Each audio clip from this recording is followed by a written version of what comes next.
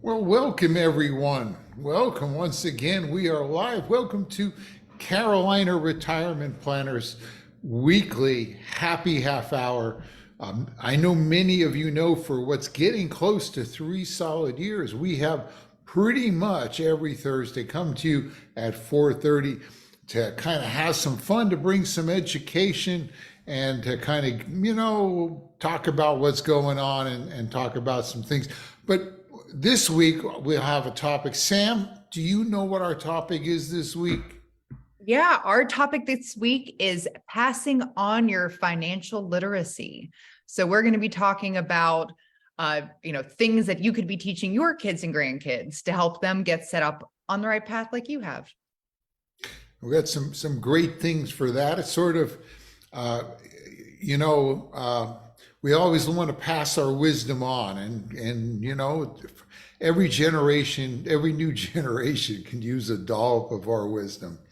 But uh, as usual, with us is our director of client fun, Amy. Hey, how are you guys? Hello, hello. Hey, Hey, Amy, I how turned on many my video so quick. Sorry, but hi, how bye. many of how many of these have we done so far? Today is number 144. Whoa, 144. 144, right? wow. It's crazy. Yes. It's a lot. And each day also has something about it. It's always National Something Day. Mhm. What is it? Which one have we chosen for this fine Thursday afternoon? Well, I selected one I've never heard of before. Today is Intergenerational Day. So I thought it was very fitting with our topic. And I was like, oh, so then I asked people if they, to think of like an invention that they lived without that kids today could not live without. We had some great answers. So it was Okay, really interesting. we'll come back. We should come back and share them in a little bit. Yeah. I'll go back Uh, over here. or maybe share them. We could, I don't know how much we could share them now. What kind of days did they, what things have they come up with?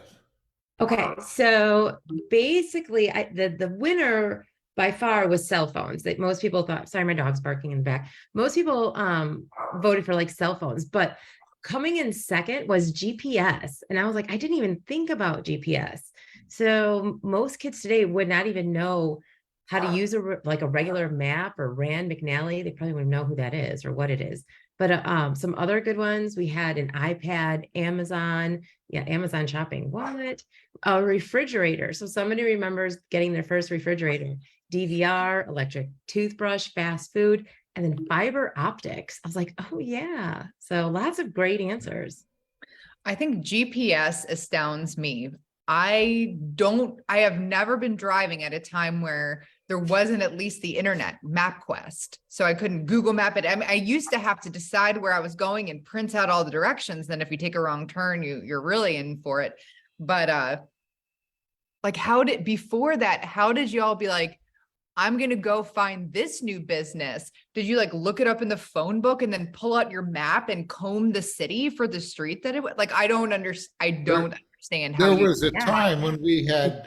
had a glove compartment shoved full of maps. I well, still got drawers with I maps. do, Dad. I distinctly remember sitting in your car and you having me use like a giant map to navigate our way through a road trip. But I think a lot about like in town, and that was cool. That was cool. But like in town driving, like, and how do you know what the speed limit is on those roads? Are you going the fastest way? Probably not.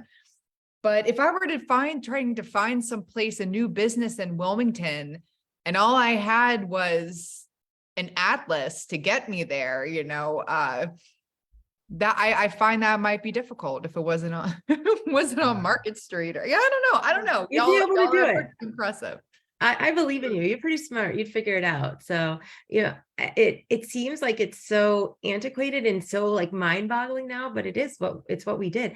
And I actually remember when Rand McNally came out with the book of maps. So you no longer had to have, you know, 10 or 12 different state maps on where you're driving. You had a whole book that had them all in there. I was like, woo, that's Just fancy. about any Zip Mart or whatever you'd go into Yeah. had a rack of maps. Every place you went, they had a rack. And now you'd be hard pressed to find a road map in a store, you know?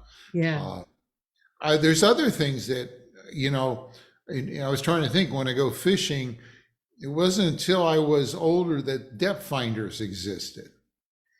And if you really think about it, when I think back far enough, seatbelts, when I was a kid, seatbelts were not required in cars. My father, who was a mining engineer, mining manager, and very safety thing, he actually put seatbelts, I think, in our Chevy. We had a Chevy Impala from, well, this would have been like 1960 or so, and he put seatbelts in that car.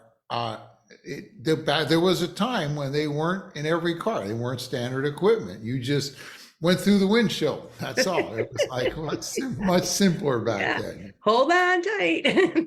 Or you had like the mom arm, or The other lot of other safety advances that go on. I don't know what year antibiotics became really popular. We had penicillin, but I don't know when some of those other things came out. But there's probably a lot of other medicines that have come out in our lifetime, or performance enhancement stuff that didn't exist back then as well. So yeah, we put our minds to that. penicillin has to be relative. I mean, but my uncle before, I mean, this is years ago, he actually he got polio. He had like some disabilities and things like that, but they didn't have a vaccine for it when he was a kid. So that's a real thing too. So yeah.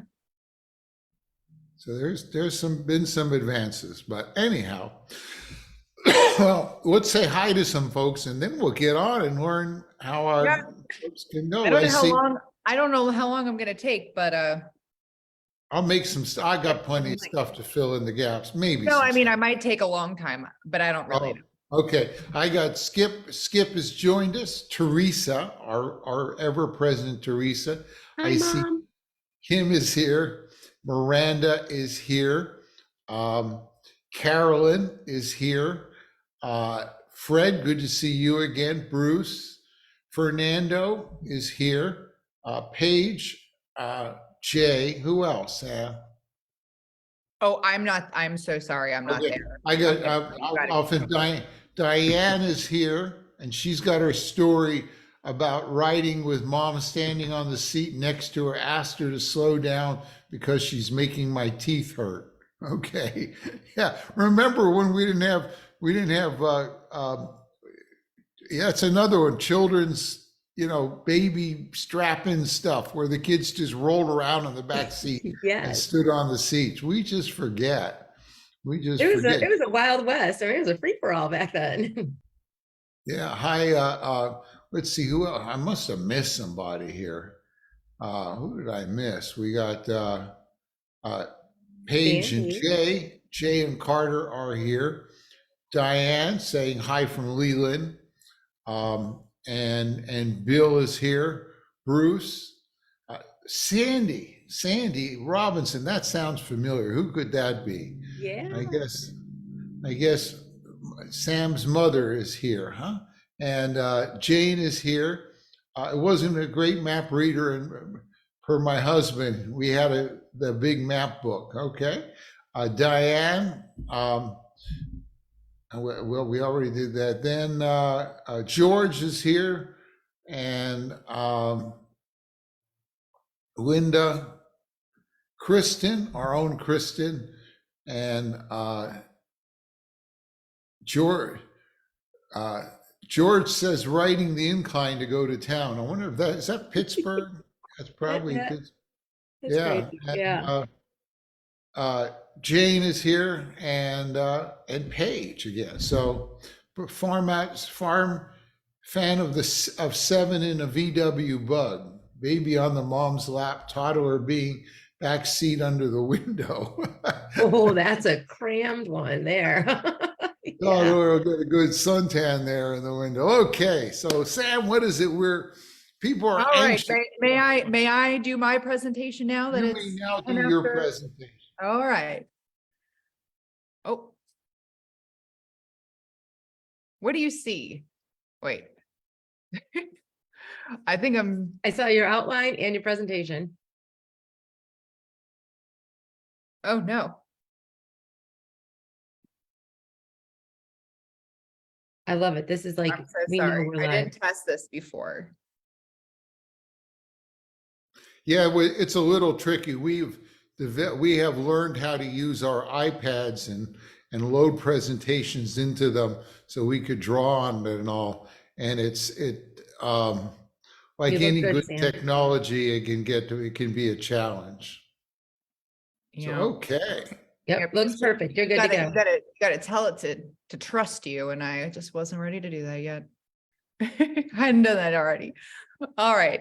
Okay. So something that I hear a lot from sitting with people is, man, I wish that I had, you know, we teach classes and it was, retirement workshops. And it's, man, I wish that I had heard this 30 years ago. I wish that my kids could hear this, my grandkids could hear get educated, and there's not enough resources for them. And so today I'm going to go kind of a broad overview as to some of the ways that you could be working, or some of the things that you could be telling them to help them work on their own financial literacy and set themselves up well to move into the adult world or move through the adult world. Because as you're sitting here going through your life, there's all of these different components that you have to try to fit together. And we work really hard to help people fit components together, holistically in retirement. But, there's a lot of things that you're trying to juggle as you're making your way into the world as well. And the very first and most important thing, if you take nothing else away from this, the first thing that as a young adult, you should be doing is pay yourself first, or invest in yourself first. And what this means is, when you get a paycheck, before you do anything else, you save money from that paycheck. The way that people tend to want to do things is, you get your paycheck, you pay your rent or your mortgage, then your food, your bills, you go have some fun. And then if anything's left over, maybe you can, save that or invest that. But inversely, what you should be doing is paying yourself first. Before you take anything else, dedicate a part of your paycheck every month to your savings. Now, there are 3 savings buckets that you could be saving into. The first is your emergency savings. Whoop. And you want to have about 3 to 6 months of income saved up in this bucket, just in case you get laid off, you lose your job, or something that I think that everybody finds as they go on is, every year there tends to be some kind of major unexpected expense. And so keeping this nice emergency bucket is really a key.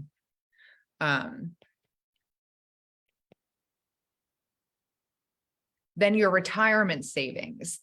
These are things like, if you have a work retirement plan, an IRA or Roth, things that are set aside for you in retirement. Now, you don't want to put all of your savings in here, but the sooner you start, the longer it will have to grow. And then we have things like your goal-based savings. These are things like a big vacation, a down payment on a home, a new car, renovating your house, your kids' college. And these you would do with regular money, because not all the savings that you're going to need are for retirement. You're going to want to have some goals that you save for throughout your life. Now, one of the best ways to help you pay yourself first and build these buckets up is to automate as much as possible. The no-brainer one is if you have an employer retirement plan, go ahead and automatically contribute to that. It'll come out of your paycheck. You won't even see it come into your bank account. That is low-hanging fruit. And I absolutely agree with the saying that you should be contributing at least as much as your employer is matching. And if your employer isn't matching, you should still be contributing anyway. That is a really easy way to do this. And for the rest of it, and if you don't have a retirement plan, there are now a ton of programs out there that can help you automatically save. Things that round up every dollar you spend and send that into savings, things that they automatically deduct it from your account every month and either, sweep it into an IRA, a non-IRA, whatever kind of account you want. So the more you can automate this and not think about sending that money to your savings every month, the better.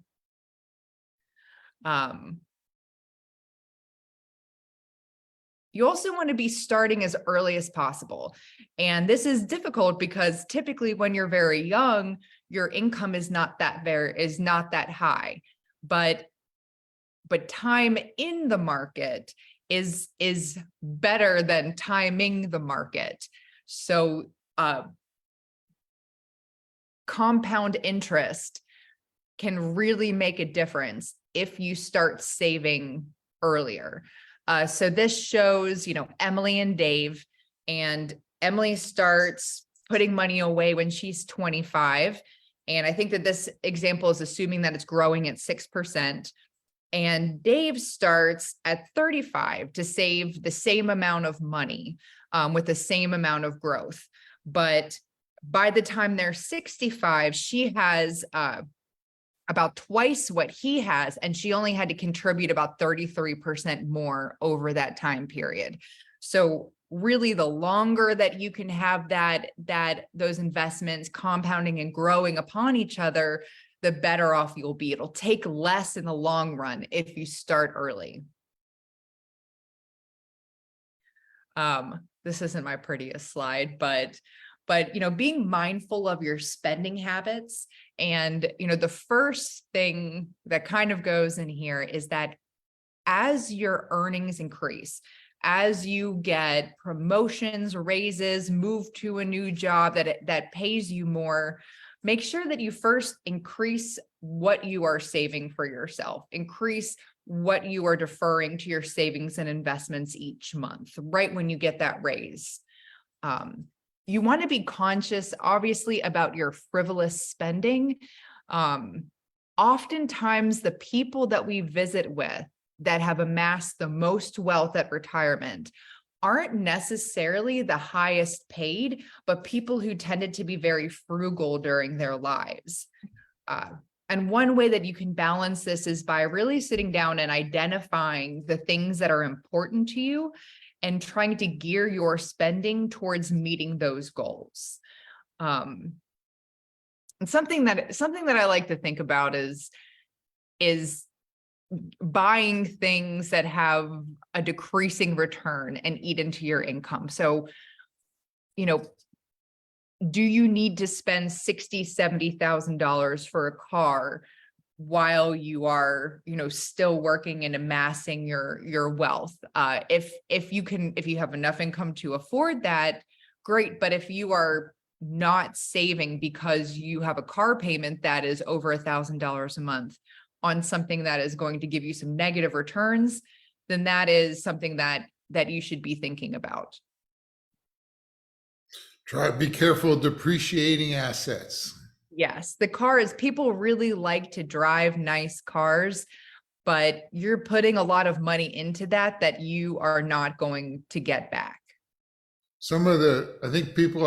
I think maybe Warren Buffett and others, drive their cars for 20 years. They're running running a car for a long time. Not to mention my old car, it just keeps going. I'm not gonna trade it in until it seriously breaks down, even though I don't have a backup camera and I have to plug my phone in so I get to listen to music from it. But that's Um, so whenever I think about credit and building your credit and debt, the first thing is stay out of debt beyond your mortgage and car payment. If you can put more each year towards your mortgage, that will set you up to be in a better position. If you can pay off a car, put a bigger down payment, pay that off, awesome. But to me, those are the two kinds of debt that are normal and more acceptable. But at the same time, you need to be building credit. So this was something that I learned kind of the hard way, because I didn't have a credit card. I spent what came in, and then I got into my 20s, needed to buy a car and needed a co-signer because I hadn't taken out a credit card and started amassing that credit. So it's important as you go into this world that you start to realize the things that do build your credit. And one of them is, how long have I had a line of credit open? So it's great to go ahead and open a credit card when you're young and then keep that same card. However, you want to put a lot onto your credit card, but only if you know you'll be able to pay it off at the end of every month. That way you're building your credit and you're not spending outside of your means. But for some people, that may be difficult. And for those people, they have started to introduce debit cards that help build your credit. So that might be something that if you have somebody that's in their late teens, early 20s, is having a difficult time, with the idea of credit, that could be another option for them. Also, a great thing to do early on is to learn the different tax buckets that are out there. The first bucket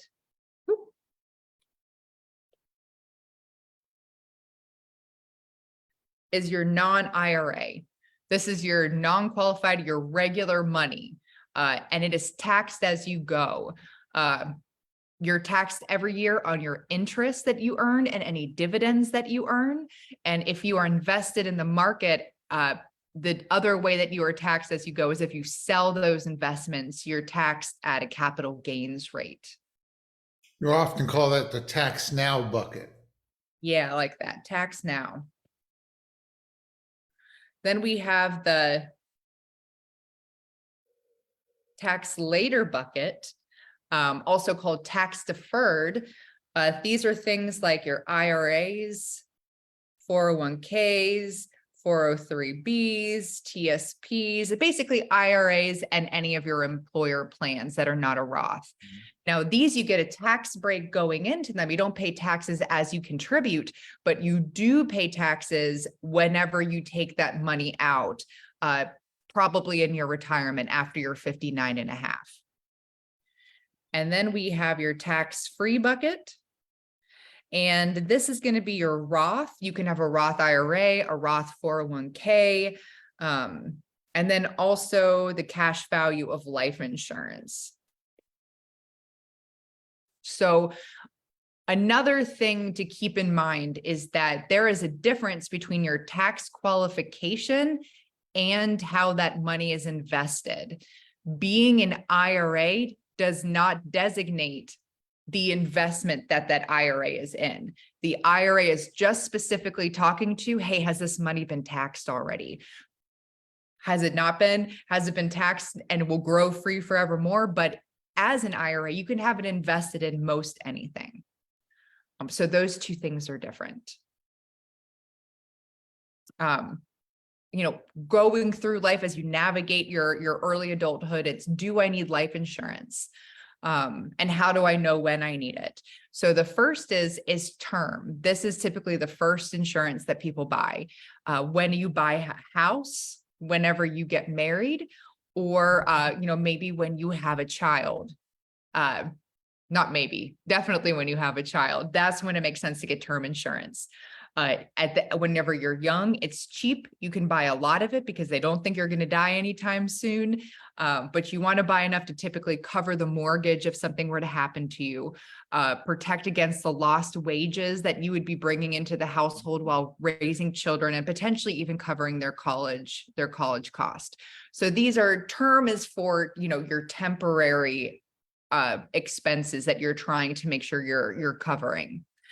Then there's permanent. And I think that the most interesting thing that somebody who's young can do with permanent insurance is buy a permanent policy where you are putting more premium into the policy than the cost of the insurance itself.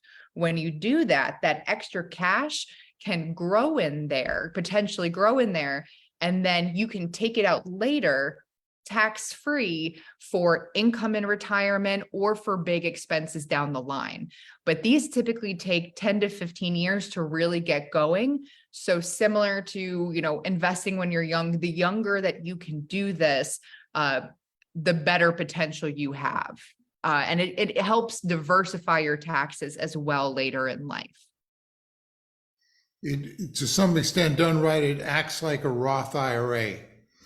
It's not exactly the same, but because you have certain ways to get it out tax-free, without paying tax or it can be that way. A few weeks from now, I will be back to talk more about life insurance, and we will go more in depth as to how those policies work. And then, whenever you're young, how should I invest? What should I be investing in? And, to cover it broadly, while you're young, generally you should be investing aggressively.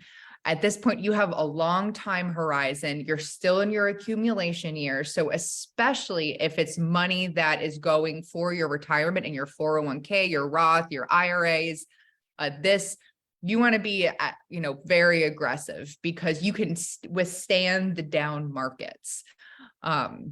Now, if you have some goal-based investing and you have something where you're going to want that money in the next, certain time period, then you might want to temper back the level of aggression you have, so market fluctuations don't get in the way of your goal. But generally, when you're young, you can afford to invest aggressively. You also want to do it regularly. So if you give a certain amount to your investments every month, what happens is called dollar cost averaging. So you're buying at all kinds of prices and hopefully buying in here at the lows during market volatility. And market volatility, whenever you're young, is definitely your friend. And that is when you would want to actually deploy more money into your investments if you have it.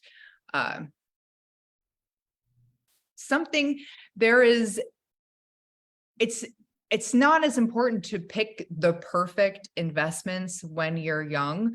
I think that Tim Ferriss one day asked Warren Buffett, hey, what should I be investing in? What are the, what ETF stocks, what things should I be investing in, Mr. Buffett? And he looked at Tim Ferriss and he said, stick it in an S&P 500 ETF and just leave it and go on with your life. And while you can be more diversified than that, really you don't have to overcomplicate it. And what you can get help. You can go and work with either a financial advisor, or you can invest in something like Wealthfront or Betterment, where you send them the money every month. You kind of tell them what your profile is, and they do all of the work for you in deciding your investments. And when you're younger, you have a lot more forgiveness. When ROI still stands for return on investment, as we get older and get into retirement, of course, ROI stands for reliability of income, and then it takes a different set of tools. But yeah.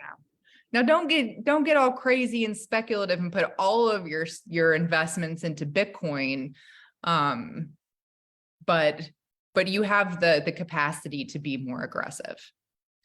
And you retire, my lovely retirees and pre-retirees who are thinking about this for their kids and their grandkids, or how might I be able to help using my assets? Oh, you can see my PowerPoint did not successfully go in here. It only it only has a few of the people in there, but that's okay. You know, It still looks great. it faded slowly in on my PowerPoint, but that's fine. So how might I be able to help using my own assets? And the easy thing is that there is a gifting limit. So each year you have $17,000. You can give $17,000 to anybody. If you have a spouse, you and your spouse could each give $17,000 to the same person. And you can do that without having to do anything on your taxes. If you want to gift more than that, you just have to fill out some forms and, you know, let the IRS know you've done it. But 17,000 easy every year.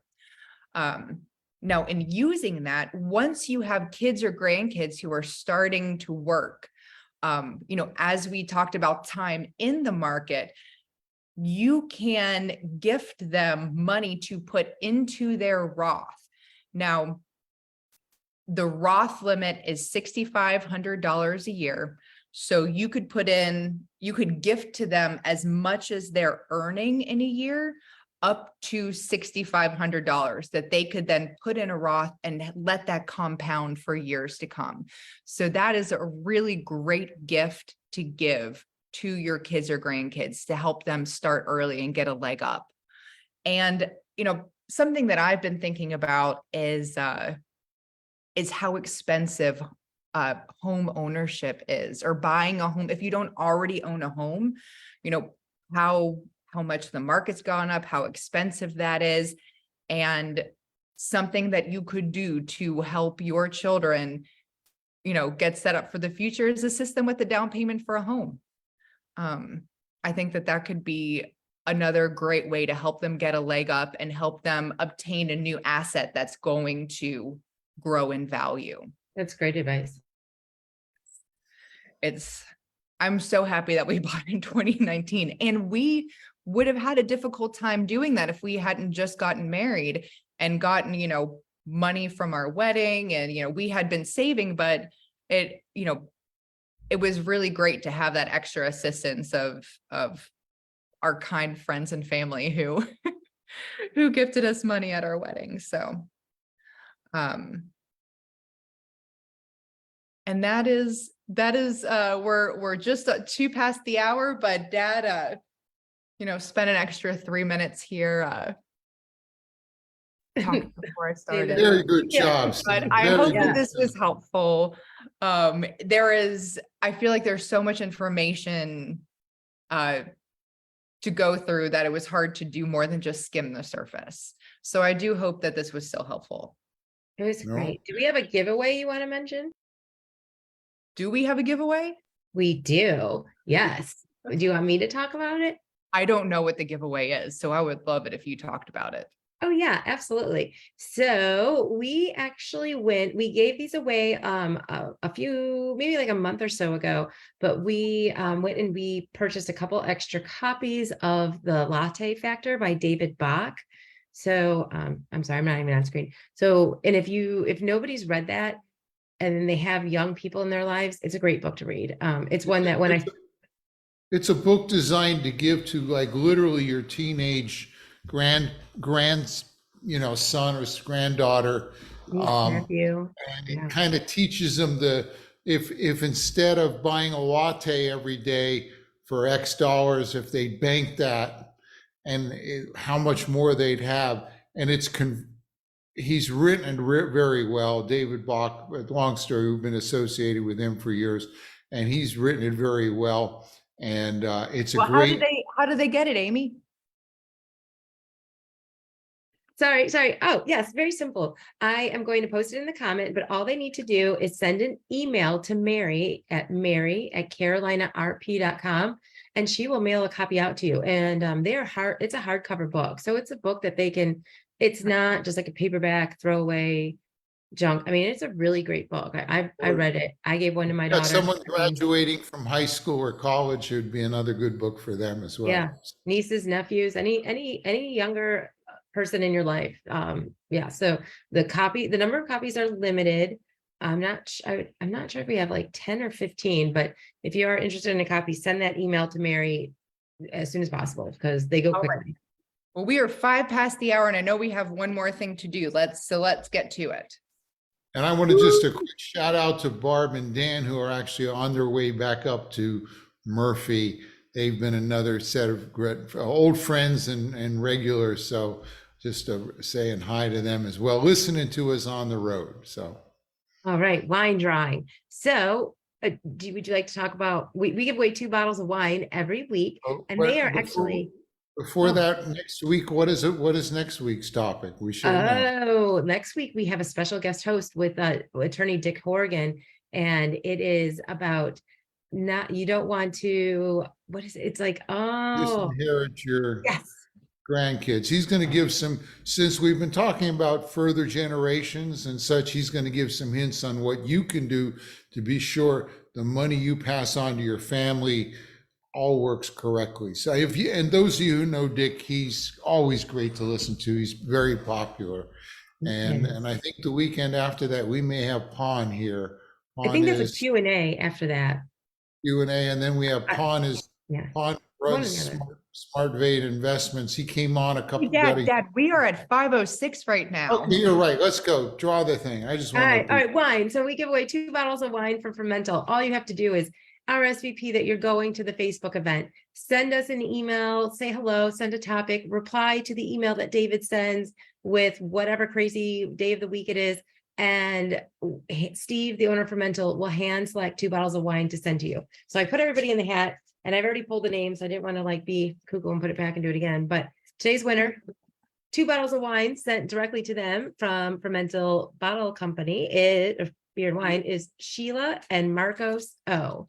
So yay, congratulations. Marco, congratulations. And congratulations to you guys. Yeah. And with that, we want to wish everybody a great week. We'll see you next week, and have a great weekend and the end of spring here. So yes, great job, Sam. Love it. Yes. Take care, everyone. Bye-bye. Bye-bye.